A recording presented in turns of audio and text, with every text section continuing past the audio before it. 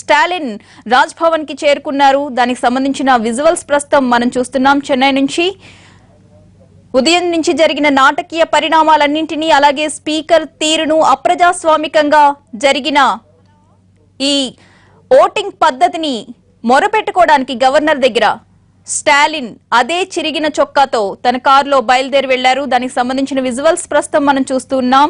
రాజ్ భవన్ కు చేరుకున్నట్లే కనిపిస్తోంది స్టాలిన్ బృందం.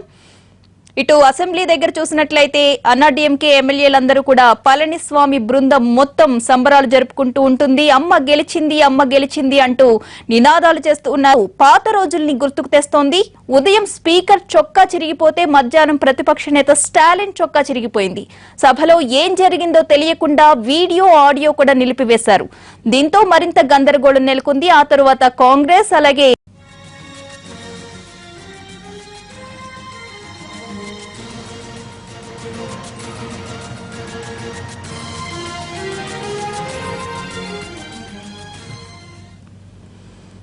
మొత్తానికి ఒక సీరియల్లా సాగిన తమిళనాడు రాజకీయానికి ఘట్టంతో తెరపడిపోయింది.